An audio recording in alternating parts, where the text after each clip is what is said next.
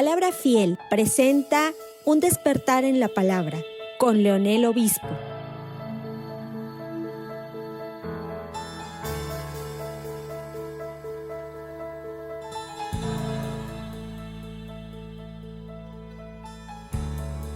La enseñanza que vamos a ver el día de hoy es la enseñanza 43 estamos viendo el libro de los Hechos de los Apóstoles, y el título de hoy es Las maquinaciones del enemigo contra los propósitos de Dios. Y para esto les voy a invitar a que abran sus Biblias en el capítulo 16 del libro de los Hechos. Abran su Biblia en el capítulo 16, donde iniciamos la semana pasada, ciertamente, pero vamos a ver cómo se despliega esta porción que vamos a leer el día de hoy, que vamos a leer del versículo 16 al versículo 25 como de inicio, ¿sí? Vamos a disponer a cubrir el resto terminando esos versículos. Así como que de introducción, quiero conectar lo que el domingo anterior vimos, ¿verdad? Nosotros vimos la llegada de Pablo y su nuevo equipo misionero, que estaba allí dando ciertamente una postura muy eficaz allí cuando llegó Pablo con su equipo misionero compuesto por Lucas, por Silas, por Timoteo, ¿sí? Pablo, lógicamente, llegaron a Filipos. Esa llegada de estos primeros misioneros al continente europeo, por así decirlo, bueno, más bien sí era europeo, y vimos cómo ellos no encontraron en esa ciudad de Filipos una sinagoga, aparentemente, porque no lo relata la historia. El texto no nos dice la claridad, pero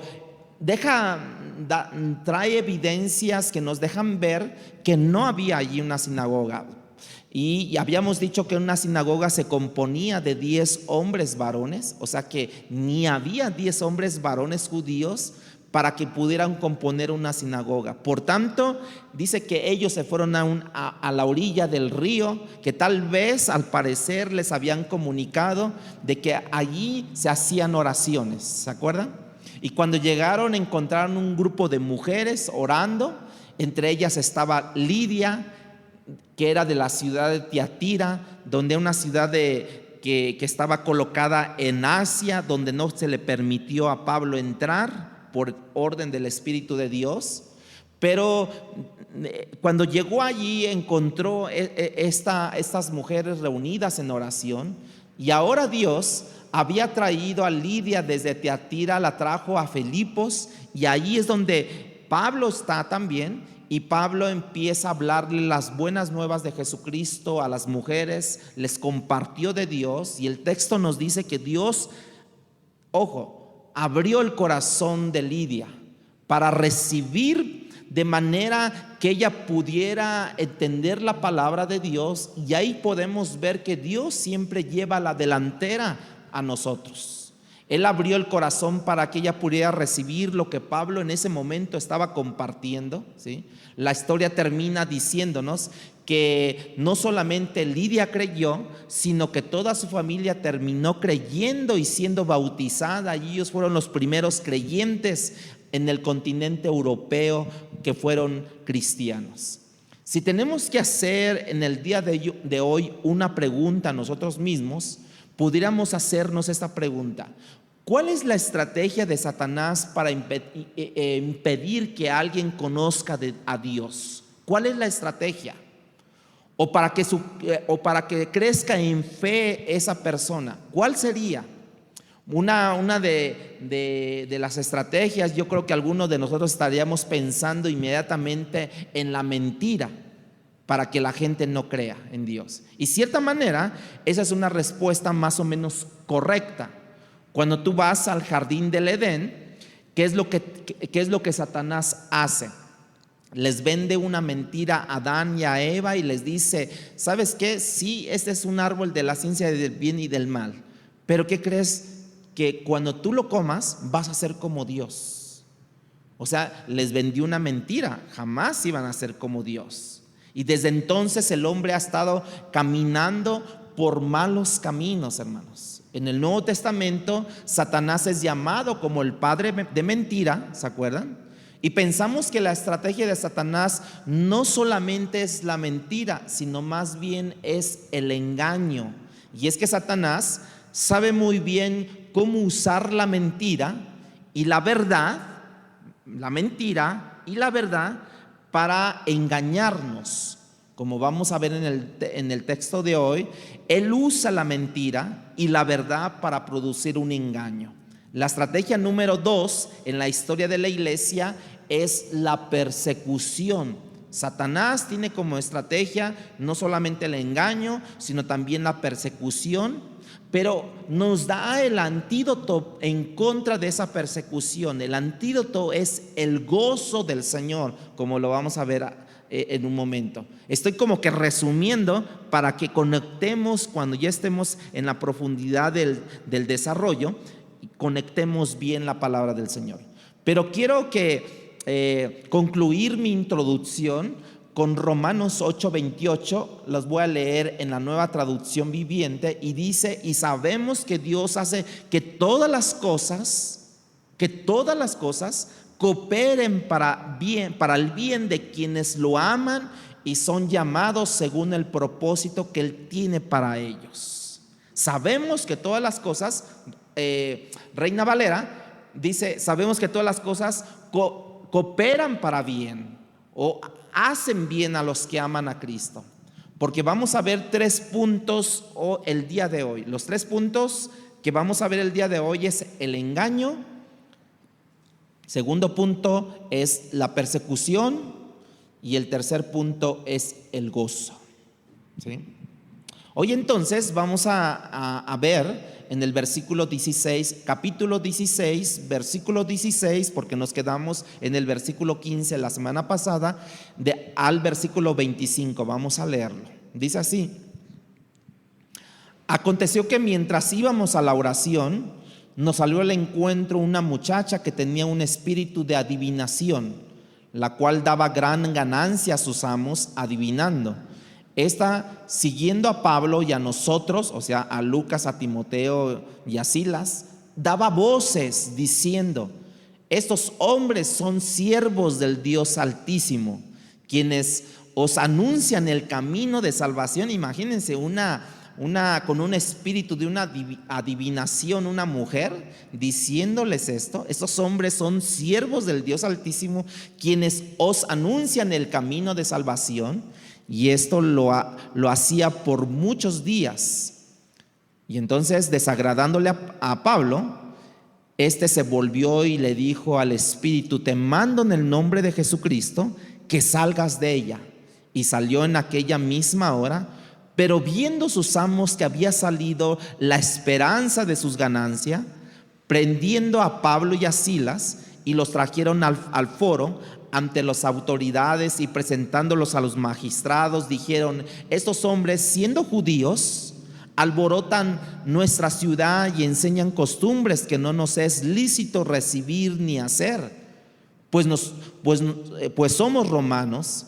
Y se agolpó el pueblo contra ellos y los magistrados, rasgándoles las ropas, ordenándoles azotarles con varas. Después de haberles azotado mucho, los echaron a la cárcel, mandaron al carcelero, ¿sí?, y que los guardase con seguridad, el cual recibió este mandato, los metió en el calabozo de más adentro y les aseguró los pies en el cepo. Pero a medianoche, orando Pablo y Silas, cantaban himnos a Dios y los presos los oían. Amén. Vamos a ver el primer punto. ¿Cuál dije que era? El engaño. El engaño, dijimos. ¿Cuál es el engaño? El texto nos habla que una muchacha con un espíritu de adivinación seguía a Pablo y a sus compañeros de equipo del misioneros. Todo el tiempo dice que por muchos días lo seguían. Ella está descrita como una esclava porque dice que tenía amos ella. Pero primeramente entendemos que era esclava de Satanás porque estaba poseída por esta esclavitud de este espíritu de adivinación. Pero también era esclava de unas personas que sacaban ganancias usándola a ella para poder ellos sobrevivir. En aquella época, deje comentarles esto, en aquella época la gente vivía muy atemorizada por la posibilidad de que alguien pudiera echarle maldición. Y la gente visitaba todo el tipo de brujos y adivinos para encontrar alguna protección de parte de los dioses. Eso fue durante 2000 años. De hecho, muchos de ellos traían amuletos para ser protegidos por esos espíritus. Eso fue hace 2000 años. Hace 3000 años, antes vemos a Saúl consultando a una divina, a una bruja de Endor, que dice así, tratando de hacer una conexión él con Samuel. ¿Se acuerdan también de eso? Trataba hace 3000 años. Y anterior a eso, nosotros vemos a los magos en Egipto que lograron duplicar algunos milagros de Moisés. O sea que eso no es nuevo, la adivinación, eso no es nuevo, la brujería, ¿sí? Y eso no solamente tiene como 3500 años de historia, sino todo el tiempo de la humanidad, tan pronto como Adán y Eva cambiaron la verdad de Dios por la mentira ¿de quién? De Satanás, el engaño de Satanás. El hombre terminó adorando a la criatura en vez que al Creador. ¿Por qué? Porque hoy, si ustedes se dan cuenta, las personas que practican ese tipo de brujerías, ese tipo de adivinación, recurren ellos a sus dioses. No sé cuáles sean sus dioses, pero recurren a eso, a estar invocando a todas esas personas. Incluso muchas de las personas que son incrédulos, que ya murieron sus abuelitos, sus tatarabuelitos, sus hijos, sus papás, todo eso, todavía siguen invocándolos a ellos a través de mediums, ¿no? Y podemos ver el origen de todo este animismo que vemos en todo el mundo, que no importa qué tan avanzada esté la tecnología al día de hoy, en las naciones, los habitantes de esas naciones terminan siendo animistas, ¿no? Animista es una persona que tiene una creencia religiosa que le atribuye a todos los seres, objetos, fenómenos de la naturaleza una alma o un principio vital para que ellos puedan invocarles a ellos. Por eso son personas animistas. De manera que tú puedes ver que la historia del hombre, la historia es básicamente animista de estos hombres, creyendo en seres, creyendo en espíritus que controlan fenómenos de la naturaleza, ¿sí? Y ahora el texto de hoy está esta manifestación de ese animismo. En el texto 17 que leímos ahorita nos dice que esta muchacha seguía a Pablo y a nosotros, dice Lucas, que es el narrador. Nos deja ver que Lucas está con Pablo y que probablemente también es a Timoteo y Silas, ¿sí? Porque dice, esta siguiendo a Pablo y a nosotros daba voces diciendo, esos hombres son siervos del Dios Altísimo, quien nos anuncia en el camino de salvación. Imagínense, ¿no? Eso es verdad. Y lo está diciendo ¿quién? Un demonio. Eso es verdad y lo está diciendo un demonio. Por eso te decía que Satanás es capaz de usar la verdad. ¿Para qué? Para engañar. La primera vez que nosotros vemos esta designación, el Dios Altísimo, se encuentra en Génesis capítulo 14, versículo 18. El Dios Altísimo es una designación, escuchen esto, que no es únicamente judía o judaica, no es únicamente del cristianismo. Esta palabra, el Dios alto, altísimo, no es una palabra exclusivamente de hecho, aparece en el pasado con los fenicios que la usaron, igualmente en otras culturas la usaron. Zeus se le pudo llamar el padre de todos los dioses, era llamado el Dios Altísimo, Zeus. Nosotros no podemos olvidar que los demonios saben más teología que nosotros, hermanos, porque todos ellos fueron educados inicialmente en la universidad del cielo. Ellos fueron educados allá, saben más teología que nosotros. Si se trata de términos, ellos son los mejores que pueden utilizar esos términos para glorificar a Dios, pero a través de un engaño. Este demonio que estaba en esta mujer está usando la verdad para ocultar su identidad, de tal forma que los demás puedan creer que aparentemente esta mujer está al lado de Pablo, porque le está diciendo: oigan, estos son siervos del Dios Altísimo, ellos nos traen la palabra de verdad. O sea, aparentemente como que estaba con ellos, ¿no? Y que Pablo pudiera creer que él no estaba verdaderamente enterado sobre esto. Entonces, cuando volteaba y decía a Pablo: esta señora, ¿qué le pasa? ¿No? De manera que ahí tú ves que el engaño es a través, usando la verdad. El demonio estaba diciendo la verdad. Eran siervos de Dios, sí. Eran siervos del Dios Altísimo, sí. Traían la verdad, la enseñanza de la verdad, sí. Y entonces Pablo entendió eso. El versículo 18 de ahí, y esto lo hacía, dice, por muchos días, hermanos.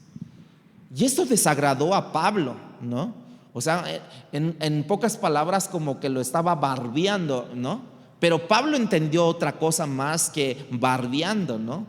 Pablo dice que se volvió y le dijo al espíritu: te mando en el nombre de Jesucristo que salgas de ella. Y dice que salió en aquella misma hora.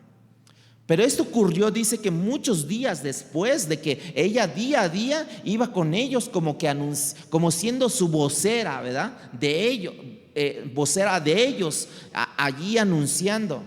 Nosotros no sabemos por qué Pablo permitió continuar con esta verdad engañadora por todos los días anteriores. Quizás él no recibió la revelación de parte de Dios. ¿De qué se trataba esta mujer que hablaba de eso? En cuanto Dios le revela que en realidad era un espíritu de adivinación, un espíritu de engaño que estaba en ella, es cuando le empezó a decir al espíritu: te mando que salgas fuera de ella. Lo increíble es que tampoco es nuevo esto, hermanos. Para Pablo a lo mejor era nuevo, pero en realidad bíblicamente no es nuevo. Cuando Cristo anduvo caminando en Palestina, en más de una ocasión le salió un endemoniado al paso, y ese endemoniado lo identificó como: tú eres el Hijo del Dios viviente. Con temor a que lo mandara a ese demonio a un lugar lejano, desterrado, y entonces lo elogiaba el demonio al mismo Jesucristo. Y en cada ocasión que el demonio usó la verdad, porque sí era el Hijo del Dios viviente, Cristo lo mandó a callar y lo expulsaba a ese demonio. Cristo no estaba dispuesto a que un demonio usara su verdad para encubrirse, porque muchas veces es lo que pasa, ¿verdad? Que muchas veces se encubren diciendo verdades, ¿no? Se encubren, por ejemplo, no sé, usted puede identificar lo que le estoy diciendo, pero cuando tú cometes un error, por ejemplo, no sé, te tomas el café, ¿no? Te tomas el café, pero sabes que no es tuyo, te lo tomas. Y entonces llega la persona del café y le dice: oye, ¿qué crees? Que en la esquina están vendiendo un café buenísimo, te invito uno. ¿Es verdad? A lo mejor sí es verdad, pero ¿por qué no lo dejó tomar su café? Porque ya no hay café aquí, porque ya se lo tomó él. O sea, lo engañó a él. O sea, ¿es verdad que el café de la esquina esté sabroso? Sí, es verdad, pero ¿por qué no lo dejó tomar aquí? Porque le engañó y ya no hay café aquí. Es lo que hacían los demonios con Jesús, ¿no? En más de unas ocasiones se revela todo esto, que Jesucristo, cada vez que un demonio lo exaltaba, un demonio lo identificaba como el Hijo del Dios viviente, inmediatamente lo mandaba a callar y lo expulsaba. Y Cristo concede tal cosa a un demonio que vemos que este demonio, confesando la verdad, lo mandó, como dije, a callar, lo mandó a expulsar. Y eso lo vemos cada vez que se le presentaba a Jesucristo estas situaciones. A Dios, a Jesucristo no le interesaba que los demonios le confiesen. No le interesaba que lo elogiaban. O sea, vino Jesucristo a morir por los pecadores, vino a morir por los hombres, y eso era lo más importante, que los hombres le confiesen a Jesucristo, no los demonios, hermanos. Así que vemos que Satanás puede usar tanto la mentira como la verdad para lograr sus propósitos, hermanos. ¿Se acuerdan del ejemplo de Job? ¿No? Utilizó una gran verdad, ¿no? Le dice, ¿has considerado, que Dios le dice a Satanás, ¿has considerado a mi siervo Job? Sí, sí lo he considerado, pero mira, tú lo has bendecido, tú le has dado riquezas, tú le has dado prosperidad, tú le has dado salud. ¿Eso era verdad? Sí, era verdad. Pero ahí empieza. Pero a ver, quítale todo eso y vas a ver cómo no te va a rechazar, vas a ver cómo él te va luego a renegar, ¿no? Y lo podemos ver en todo eso. Esa es la razón por la que Pablo escribe a los Corintios y les dice: nosotros no ignoramos las maquinaciones del enemigo, ¿no? No ignoramos las maquinaciones. Satanás maquina en su mente, te conoce, construye un plan conforme a cada uno de nosotros, ¿verdad? Usted va a su seguro, ¿no? Usted va al seguro de vida, ¿no? A un seguro de vida. Y ¿qué les dice a ellos? Mira, te voy a construir un plan conforme a ti, conforme a tu economía, conforme a tu edad, te vamos a construir un plan. Bueno, Satanás es lo que hace, construir de manera que te puedas tú tropezar conforme a lo que tú eres y conforme a sus propósitos. Y así va la estrategia de Satanás siempre, porque él te conoce perfectamente. ¿Conocía a Job? Sí, lo conocía. Por eso le dijo, Dios no le dijo: mira, yo le he bendecido, le he dado tanto, yo le he proporcionado salud, le he proporcionado bien. No, nunca le dijo Dios nada de eso.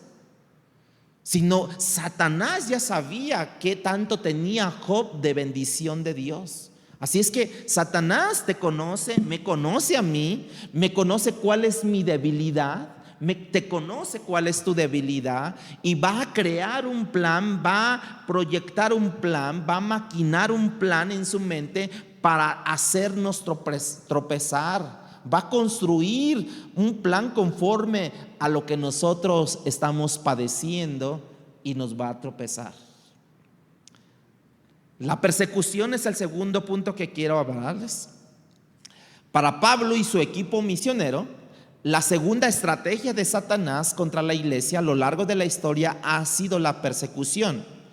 Eso nos habla del versículo 19 al versículo 23. Hay una acusación y la persecución contra Pablo.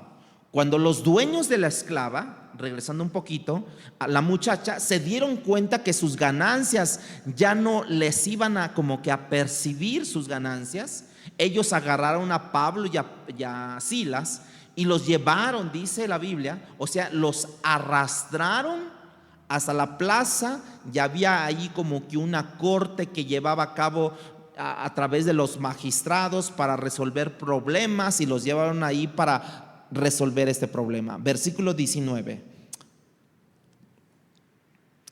Versículo 19 dice: pero viendo sus amos que habían salido la esperanza de sus ganancias. Fíjense, ¿en qué estaban poniendo su esperanza? ¿No? En las ganancias. ¿Y qué cantamos hace ratito? Tú eres nuestra esperanza, Dios. Tú eres nuestra esperanza. No son las cosas de este mundo, no son mis emociones, mi estabilidad, mi esperanza. No son las cosas que nosotros vemos. Tú eres mi esperanza. Y aquí diciendo Pablo, Lucas, que relata esto, dice: pero viendo sus amos que había salido la esperanza de su ganancia, prendieron a Pablo y a Silas y los trajeron, los arrastraron, esa es la palabra correcta en el original, los arrastraron hasta el foro, hasta la plaza, ante las autoridades.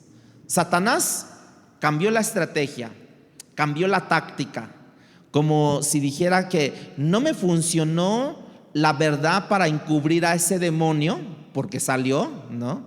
O sea, el engaño. Ahora vamos a ir a la persecución ante ellos, para evitar que esta fe cristiana se propague en este tiempo, ¿no? En Europa, por así decirlo. Pero cada vez que Satanás ha usado la persecución en la historia de la iglesia, vemos que tarde o temprano no le ha salido muy bien esa estrategia a Satanás, porque la iglesia se ha fortalecido, la iglesia ha crecido, y eso es una buena estrategia, aunque ha producido ciertamente sufrimientos incontables, porque a través de la persecución mucha gente ha muerto, hermanos, mucha gente ha perdido a sus familias.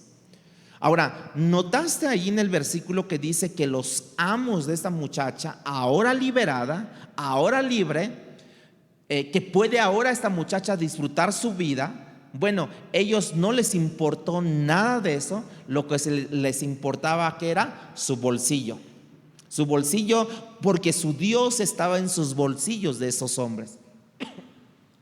Lo mismo pasó en este caso. La gente debió estar contenta cuando Jesucristo manda una legión fuera, ¿no? Los manda a un hato de cerdos, se precipitaron estos cerdos y allí cayeron esos cerdos. Y vemos que la gente pudo haber dicho, nos gozamos, nos alegramos por esto y todo. No, dice que incluso hasta dice que le dijeron a Jesucristo, retírate de este lugar, salte de este lugar. O sea que en vez de traerles una bendición, como que les trajo una maldición, ¿no? Y les dijo, sálganse de aquí, ¿no? Ahora con esta muchacha, bien podemos entender que para ellos les produjo un enojo para sus amos. Les produjo un enojo que hasta los llevaron a la corte, los arrastraron a la corte. Pero hermanos, la gente del pueblo vino a Jesús y le dijeron, te rogamos que te vayas ya, y déjanos tranquilos. Y el texto nos explica por qué había perdido en este caso. Estos amos habían perdido mucho dinero, ¿no?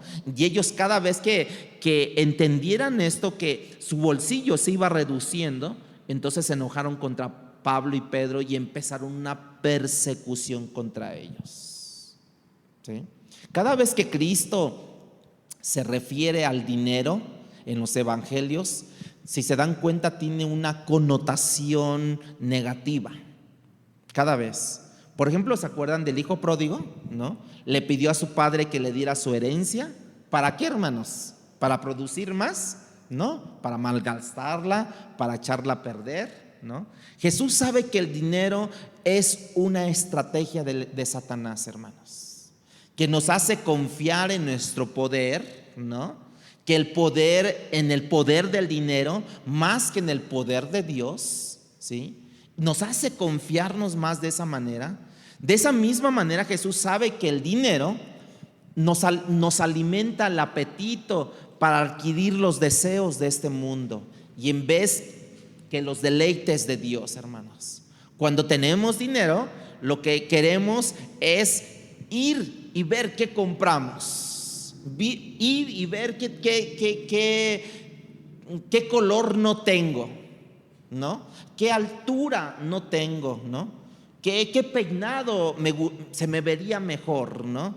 Qué buena estiradita me podría hacer en la cara, ¿no? Todo eso cuando tenemos dinero, ¿no?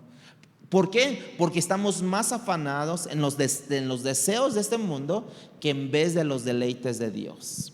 La acusación contra Pablo debió haber sido así. Ellos cambiaron la acusación y la relacionaron a Roma. ¿Por qué apresaron a Pablo y a Silas? Porque ellos eran judíos. ¿Por qué no apresaron tal vez a Timoteo y a ¿quién era el otro? ¿A quién? Al que está narrando la historia, a Lucas. ¿Por qué no los agarraron a ellos? Porque tal vez ellos eran griegos, eran gentiles, y por eso agarraron nada más a Lucas y a Pablo allí, ¿no? Entonces podemos ver que ellos les ocasionaron esos problemas, y dice en el versículo 21: y enseñaban costumbres que no nos es lícito recibir ni hacer, pues somos nosotros romanos.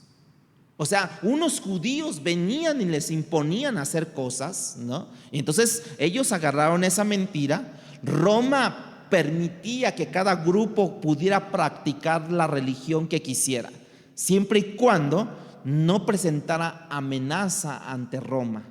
El judaísmo representaba una amenaza para Roma, hermanos, porque estaba allí en contra de la adoración del César. ¿Se acuerdan cuando apresaron a Jesús, le dijeron: adora al César? No puedo adorar al César, ¿no? Pero respetaba a Jesucristo. Incluso hasta una vez, hablando de la economía, le dijo: bueno, ¿qué dice? ¿A quién tiene esa moneda? No, pues una moneda tiene la cara del César. Bueno, da al César lo que es de ¿quién? Del César. Respetaba, pero no adoraba, ¿no? El cristianismo que apenas estaba comenzando allí en esta ciudad se me fue de donde estábamos ahorita, de Filipo, los filipenses, ¿sí? Comenzando, representaba una amenaza para Roma. ¿Por qué? Porque empezaba la adoración a Dios. Y lo que esta gente estaba diciendo, que tienen esas personas unas costumbres diferentes a las nuestras, y para nosotros no es lícito aceptarlas, puesto que somos romanos y ellos son judíos. Ellos agarraron a Pablo y a Silas. No sabemos dónde estaba Timoteo y Lucas. No sabemos por qué no los tomaron tan bien. Tal vez, como les vuelvo a decir, porque tanto Timoteo como Lucas tenían un trasfondo gentil. Eran medio judíos y medio gentiles, y Pablo y Silas eran completamente judíos. Quizás esa era la razón. Ahora vamos a ver el versículo 22, ¿sí? Dice que toda la ciudad se alborotó, y no es diferente cuando la ciudad gritaba en el día de la crucifixión de Cristo: crucifícale, crucifícale. ¿Se acuerdan que se alborotó todo eso? Dice que entonces los magistrados dieron instrucciones que los azotaran. Eran con varas las que usaba Roma en ese momento. Y el versículo 23 dice que ellos recibieron muchos azotes, que les rasgaron las ropas, de manera que estas varas caían directamente sobre la piel, en este caso, por personas entrenadas en dar varazos. Aunque usted no lo crea, había personas entrenadas a dar varazos. Eso fue lo que una de las múltiples ocasiones que Pablo sufrió por causa del evangelio. Vaya a 2 de Corintios capítulo 11, 2 de Corintios capítulo 11, versículo 23 y 24. Y Pablo les hace una pregunta, o comienza ese versículo con una pregunta. 2 de Corintios 11, 23 y 24. Dice: ¿somos ministros de Cristo? Como si estuviera loco hablo. Yo más, en trabajos más abundante, en azotes sin número, en cárceles más, en peligros de muerte muchas veces. De los judíos 5 veces he recibido 40 azotes menos uno. ¿Cuánto es? 39, ¿no? Dice: de los judíos he recibido 40 menos uno. Los azotes de los judíos, hermanos, hago un paréntesis aquí, eran como con un fuete, o sea, como de esos para que agarran a los caballos, así más o menos. Y los judíos daban 39, pensando que nadie podía soportar más de 39 latigazos. Pero los romanos no tenían un número específico, como ellos los hacían con varas, ¿no? usualmente lo hacían con eso. Y ellos dicen que Pablo les dieron, yo creo que Pablo se quedó en 39, 40, 41, 42 y perdió, dice, muchos. Ahora sigue diciendo en el versículo 25, allí que estamos en 2 de Corintios 11, 25. 3 veces he sido azotado con varas, una vez apedreado, ¿se acuerdan? Eso fue en Listra, que lo dejaron por muerto tal vez. 3 veces he padecido naufragio, una noche y un día he estado como naufragio en alta mar. Uno preguntaría, si no ha leído todo el contexto de la Biblia, ¿qué Dios toma a una gente como en este caso a Pablo, ¿no?, para que predique el evangelio? Y cuando está haciendo la voluntad de Dios, Pablo en este caso le está obedeciendo, entonces permite que le ocurran estas cosas a Pablo en este caso. Uno pensaría, ¿qué tipo de Dios es este que permite todas esas cosas? ¿Qué tipos de motivaciones pudo tener Pablo para poder estar dispuesto a sufrir todo por el amor al evangelio y continuar haciendo la misma cosa una y otra vez? Allí donde él fue azotado, donde fue apedreado, pues regresó una vez más. Uno entraría a la ciudad con temor y diciendo, sí me acuerdo perfectamente quién me aventó las piedras. Uno entraría a la ciudad como diciendo, que no esté por allí Carlitos, ¿no?, el que me aventó la primer piedra, ¿no? Y chequen, entra Lucas, entra Timoteo primero y ve, es un chaparrito así con barba y como que distráelo para que yo me meta. No. ¿Cuáles fueron las motivaciones de Pablo? Pablo explica las convicciones del por qué él estaba dispuesto a sufrir lo que indeciblemente por el amor al evangelio. Y nos muestra esto en 2 de Corintios capítulo 5, que el mismo texto en el versículo 10, donde él defiende su ministerio. Al defender su ministerio explica sus convicciones que él tiene para poder aún hasta recibir estos golpes y estos maltratos, y no solamente una vez, sino muchas veces. Versículo 10 de 2 de Corintios capítulo 5 dice: porque es necesario que todos nosotros comparezcamos ante el tribunal de Cristo. ¿Cuál era su motivación de Pablo? Porque él sabía que iba a comparecer ante el tribunal de Cristo para que cada uno reciba según lo que ha hecho mientras estaba en el cuerpo, sea bueno o sea malo. Conociendo pues el temor del Señor, otra motivación que él tiene, el temor del Señor, dice: persuadimos a los hombres, pero a Dios les manifiesto lo que somos, y espero que también lo sea a vuestras conciencias. En primer lugar, Pablo dice que mi motivación que va a haber una comparecencia ante el tribunal de Cristo para que todo el mundo rinda cuentas de todo lo que él ha hecho, tanto bueno como malo. Conociendo el temor, otra de las motivaciones de Pablo, conociendo el temor de Dios, la disciplina, conociendo la reverencia del Señor que se necesita o que Él merece. Dice Pablo: yo lo hago al respecto, yo hago esto. ¿Qué hacemos? Pablo dice: persuadimos a los hombres. ¿De qué los persuadimos? Del error de donde están, de que hay una condenación eterna, de que hay un poder en el evangelio para la salvación, de que eres comprado y lavado con la sangre de Cristo mientras tú rindas tu corazón al Señor. De eso lo estaba persuadiendo el apóstol Pablo a ellos, ¿sí? Y en el versículo 14 ahí mismo de esa porción bíblica 14 y 15 dice: porque el amor de Cristo nos constriñe, pensando esto, que si uno murió por todos, luego todos murieron y por todos murió, para que los que viven ya no vivan para sí, sino para aquel que murió y resucitó por ellos. Versículo 18 al 20 dice más abajo, 18 al 20 dice: y todo esto proviene de Dios. ¿de qué viene? ¿De dónde viene eso, hermanos? De Dios. No provienen de mis ganas. No proviene de que, ay, como que yo quiero ir, que quién sabe qué, invítame, José Luis, a las misiones, invítame a predicar. No proviene de esto.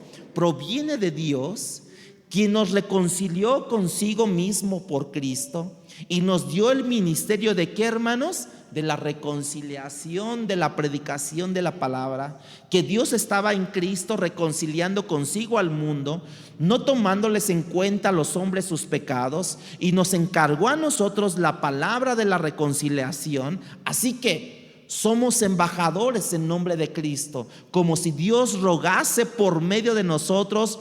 Os rogamos en nombre de Cristo, reconciliaos con Dios. Esa es la gran motivación que Pablo tenía. Esas eran las convicciones de Pablo. Eso lo explica por qué Pablo sufría a causa del evangelio. Azotes, varazos, apedreamientos, naufragios, hambres, todo eso. Y terminan en el versículo 21 de ese mismo capítulo de lo que estamos leyendo. Al que no conoció pecado, por nosotros lo hizo pecado, para que nosotros fuésemos hechos justicia de Dios en él. Esas eran las convicciones de Pablo. Estoy dispuesto a sufrir, decía Pablo. Estoy dispuesto a sufrir por esto, por esas causas. ¿Por qué Dios permite que lo mejor de él sufra lo peor de este mundo, hermanos? Y es que Pablo y Silas ahora están en un dolor por causa del evangelio, ¿no?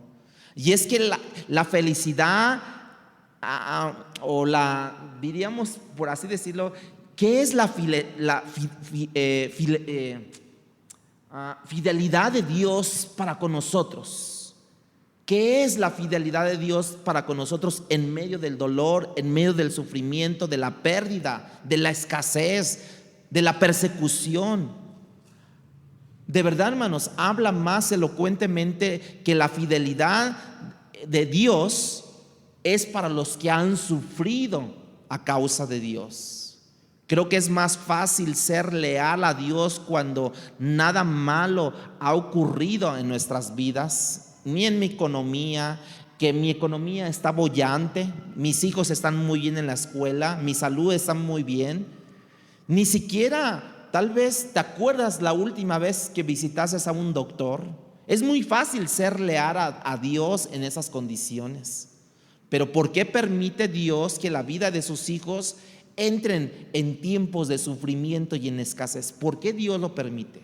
Dios permite el dolor en nuestras vidas, porque si el sufrimiento, dirían por ahí un autor que leí, sin el sufrimiento no hay profundidad de vida, hermanos. Lo voy a decir de otra manera, sin aludir a nadie, pero si tú has sufrido poco en tu vida, a tu vida le falta profundidad de Dios. Todos los que han sufrido tienen un grado de profundidad a Dios. Y es que en esta generación, hermanos, en esta generación que nosotros vivimos, está más provista que cualquier otra generación. Si ustedes regresan a los tiempos 40, 50 de nuestros padres, bueno, en las colonias, aquí en esta colonia, no había ni pavimento, no había agua potable, tenían que ir a los pozos, tenían que ir a hacer todo eso. Bueno, esta generación ha sufrido menos. Esa es la generación que más tiene, y por tanto esta generación no tiene mucha profundidad. Si piensas en el clavo, cuando clavaron a Jesucristo, mientras más profundo fue el clavo, más peso pudo soportar. Los 3 clavos de Jesús en la cruz soportaron el peso del pecado de todos los elegidos por él, hermanos. Ninguna vida alcanza profundidad en la prosperidad. Ninguna vida alcanza profundidad en la prosperidad, y menos en medio de la felicidad. Muchos dicen, soy feliz y por eso te amo, Dios. ¿Y qué va a pasar cuando mañana no seas feliz? ¿No le vas a amar? Voy a la iglesia porque me dieron un bono. Bueno, qué bueno que fuera así. Hoy por hoy dicen, me dieron un bono, vámonos a un balneario, vámonos este fin de semana a Acapulco, porque me dieron el bono. Los más ecuánimes dirían, vamos a la iglesia a agradecer a Dios por el bono que me dieron. Pero no es así. Y cuando no te den bono, ¿no vas a ir a la iglesia? No, estoy enojado con Dios porque no me dieron bono. Como si te enojaras con la iglesia, como si Dios aceptara tu enojo. Alguien decía, nosotros preferimos conocimiento, memorizar el texto.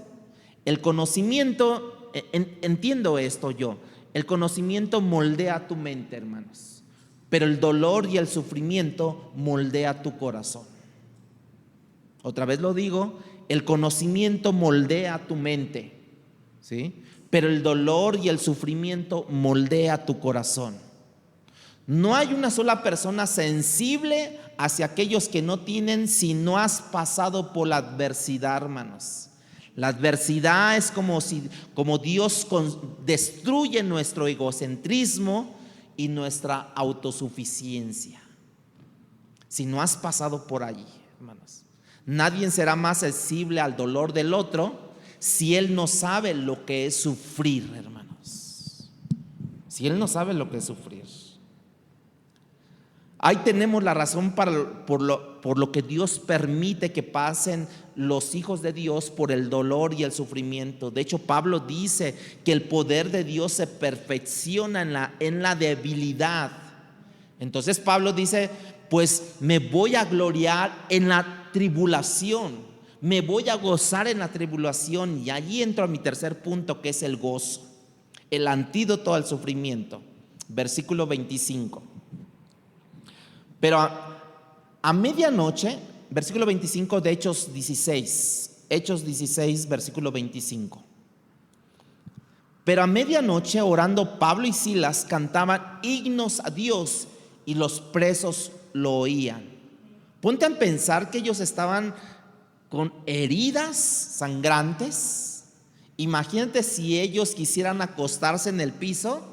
¿Te vas a acostar con heridas? No. ¿Te vas a recostar con esa espalda llena de llagas o llena de golpes? No. Entonces, ¿qué hacemos?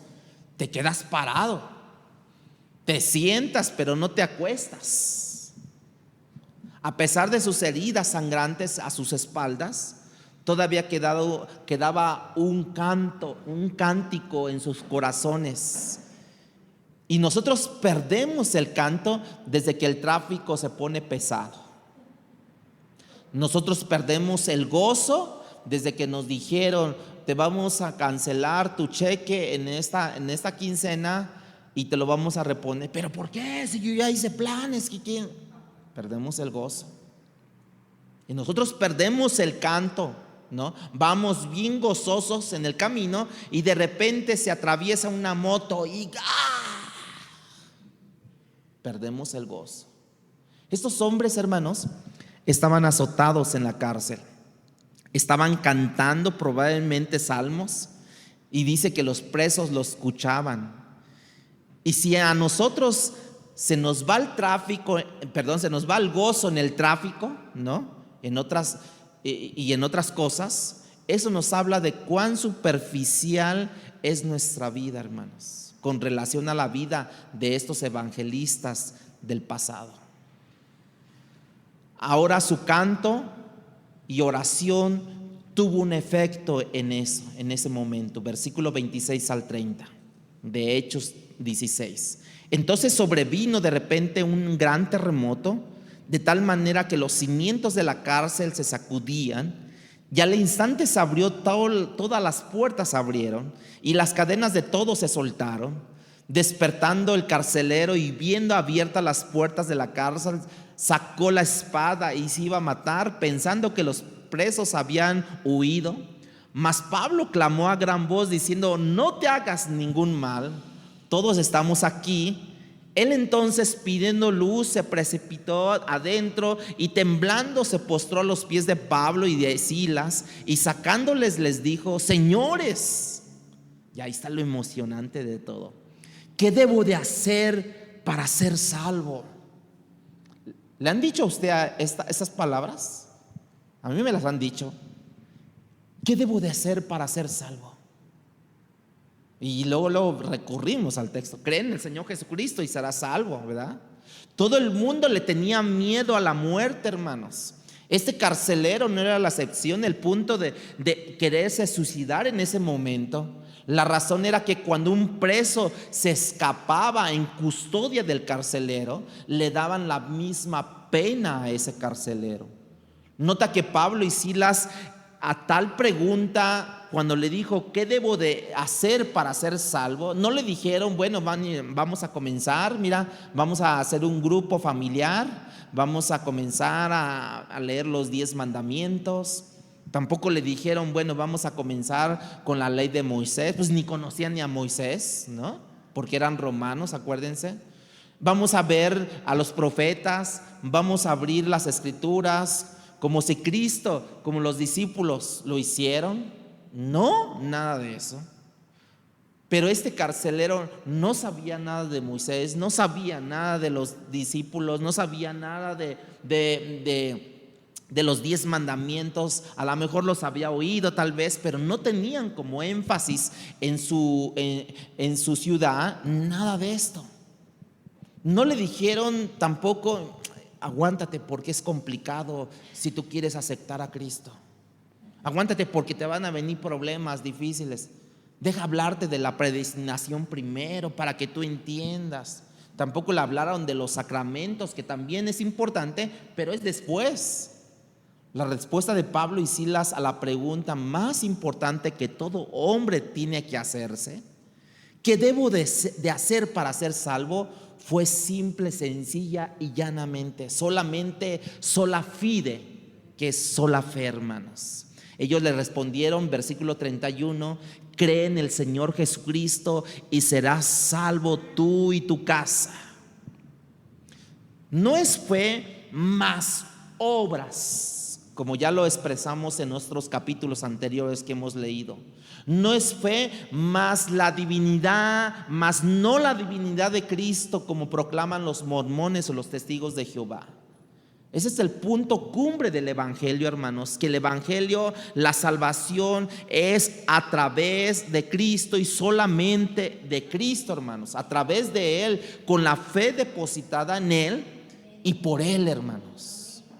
Pero hay que hacer una observación y quiero que lo tomen muy bien esta observación, lo que voy a hacer con relación a este versículo que acabamos de decir, la salvación de ti y de tu casa. Porque mucha gente piensa que si él cree, toda su familia será salva. Y no, hermanos. Esta es una profecía que Pablo le hace al carcelero, de que si él cree, también junto con él van a creer sus familiares. Y es una promesa que el carcelero agarra en ese momento. Tenemos que recordar que este es un libro histórico. Los libros históricos relatan cosas que pasaron y no necesariamente que van a continuar pasando. De hecho, los libros históricos relatan cosas que pasaron y que probablemente no vuelvan a pasar. ¿Cuántas veces tú has visto 10 plagas sobre una nación que Dios trae? Con la última que trae, que todos los primogénitos de esa nación, incluyendo los animales, van a morir. Nunca. ¿No lo has vuelto a ver? ¿Cuántas veces has vuelto a ver que Dios abre otro mar como abrió el Mar Rojo? Ninguna vez. Son libros históricos, solamente dice lo que pasó, no lo que va a continuar pasando, hermanos. Ahora, nota que Pablo le dice, cree en el Señor Jesucristo y serás salvo tú y tu casa. Eso fue lo único que ellos le dijeron. Eso fue lo único que ellos le dijeron. Y Pablo le profetizó en ese momento. Es cuando Dios habla y le dice, el Señor dice de esta manera. Y en ese momento Dios le reveló a Pablo, dile que tiene que recibir a Cristo y que va a ser salvo él y toda su casa. Es una profecía para en ese momento que le trajo Pablo al carcelero. Y versículo 36 dice, y le hablaron la palabra del Señor a él y a todos los que estaban en su casa. O sea, hablaron del evangelio. ¿Qué hablaron del evangelio? Que soy pecador, que necesito el perdón de Dios, que su sangre me limpia de mis pecados, que tengo que recibirle como Señor y Salvador, entregarle mi vida y recibirla de Él. Básicamente fue lo que Pablo le estuvo comentando. Pero notaste que la familia llegó a creer porque le hablaron la palabra del Señor. Dice la Biblia, la fe viene por el oír y el oír por la palabra de Dios. Ahora, una vez más que hay una persona salva, la persona que es salva comienza a cambiar. Eso es lo que salvó, o es lo que pasó en esta ocasión, que este carcelero empezó a dar fruto de eso. ¿Por qué les hablo de eso? La justificación, hermanos, lleva a la santificación, que son los frutos.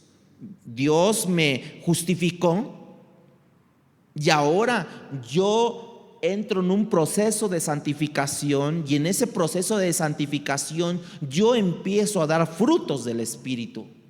¿Notaste que empieza a ocurrir algo en el carcelero?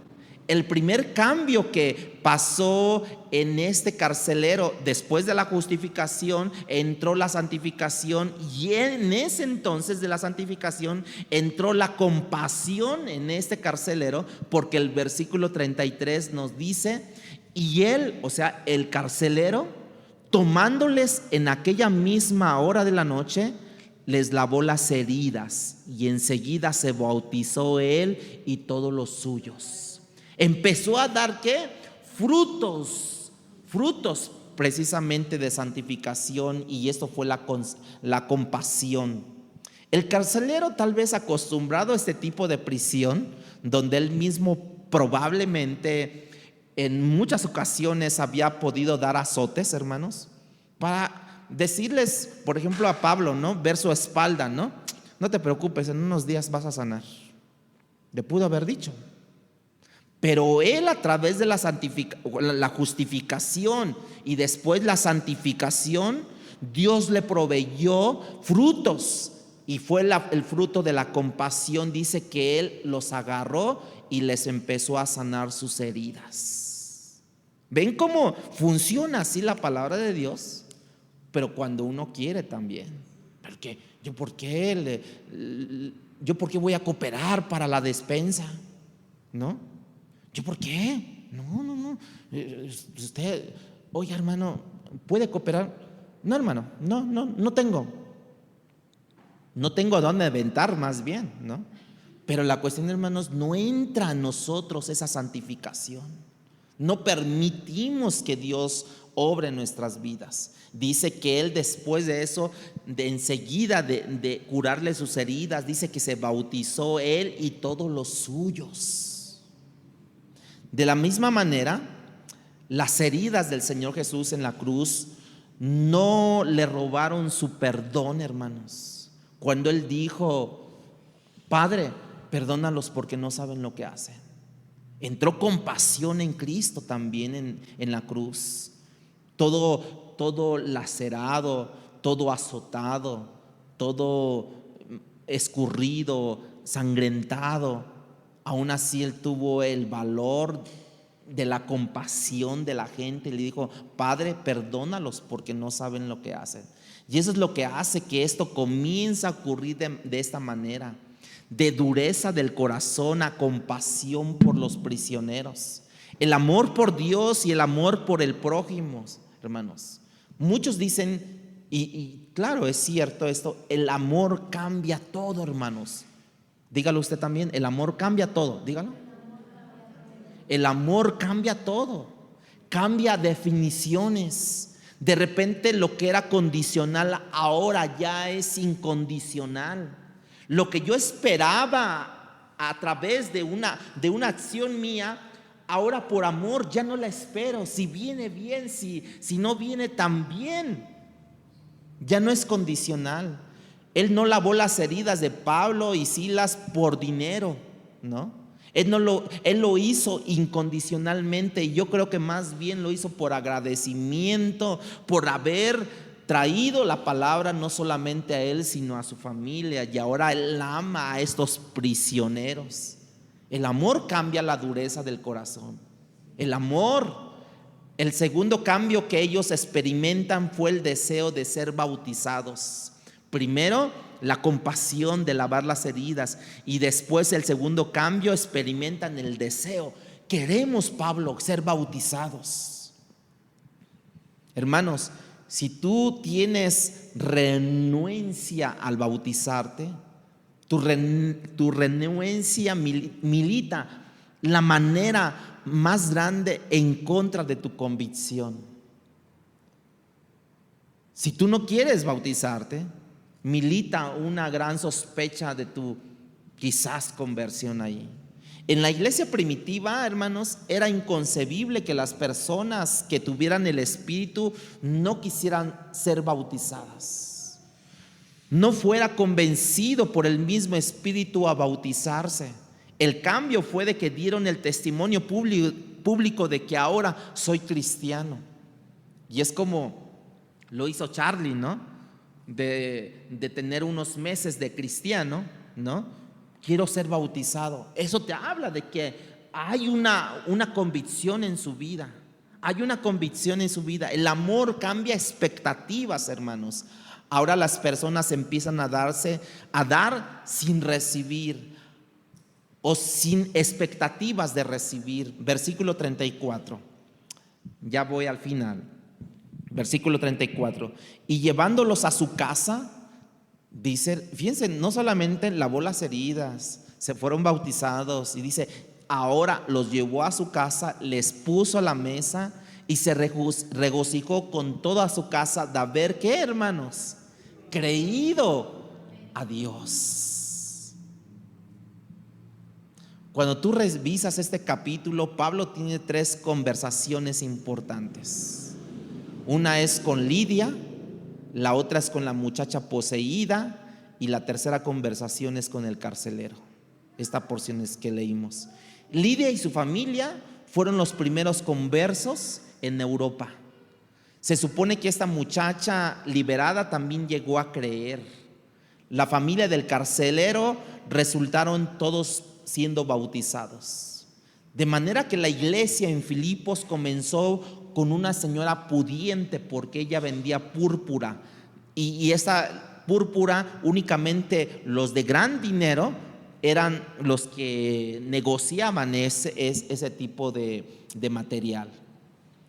Después comenzó también con una muchacha liberada y un carcelero. La muchacha no era de influencia, si se dan cuenta, ni el carcelero. El cristianismo siempre ha funcionado de esa manera. Eso no quiere decir que Dios no ha llamado a gente y haya prosperado a mucha gente. No. Cuando Pablo escribe a los corintios, les dice, cuando comenzaron, Dios no llamó a sabios ni a poderosos, sino llamó a los humildes. Y eso pasó en Filipos, como pasó en Corinto también. Podemos ver esa historia que leímos, increíble, hermanos. Dios permite que Pablo y Silas sean azotados y llevados a la cárcel, a la corte, para que un carcelero y su familia no pase la eternidad en la condenación eterna.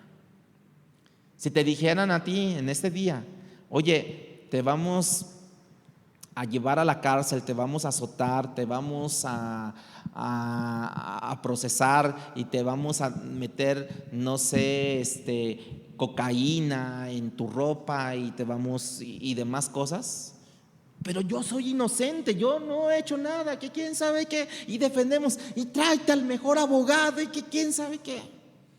Pero si Dios adentro te dice, es que te metí porque le vas a hablar a este narcotraficante,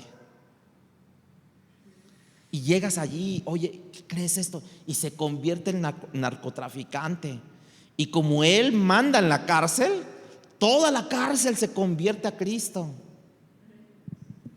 Mi pregunta es, si tú sabrías eso, ¿estarías dispuesto? Sí, ¿verdad? Todos estaríamos dispuestos, ¿sí? Sí, agárrenme, yo lo hice, que quién sabe que agarren. Pero de primera instancia, si tú no conoces toda la historia, De primera instancia, José Luis, háblale al abogado, José Luis, busca dinero para que me aíslen porque si no me van a maltratar, que quién sabe qué, para que me pongan en un lugar reservado para no estar con los criminales y que quién sabe qué, ¿sí o no? Luego apelando, pero dice que Pablo fue azotado con muchos azotes de vara. Y no solamente dice que se lo encargaron al carcelero y carcelero lo metió hasta el fondo. Y no solamente eso, sino le puso los cepos en los pies para que no se movieran, hermanos. Probablemente el carcelero seguía en su trabajo después de ser convertido, pero ahora había un evangelista detrás de las rejas. Lidia continuó como vendedora de púrpura. Había una evangelista en la vida social pudiente. La mujer liberada probablemente terminó creyendo en el evangelio y ahora era una evangelista entre personas que incurrían en el mundo oculto, hermanos. A lo mejor ella se metía, ya sé dónde están las cavernas donde hacen las brujerías, me voy a meter allí en el poder del Señor, y allí les hablaba. Podemos ver cómo Dios contribuye a sus evangelistas y por qué las circunstancias tienen que ser de una manera orquestadas, de tal manera que nuestras vidas sean entrelazadas, y allí está el Señor haciendo su obra. Palabra Fiel presentó Un despertar en la palabra. No olvides buscarnos en Facebook y YouTube como Iglesia Palabra Fiel CDMX y seguir las transmisiones por Zoom de cada domingo.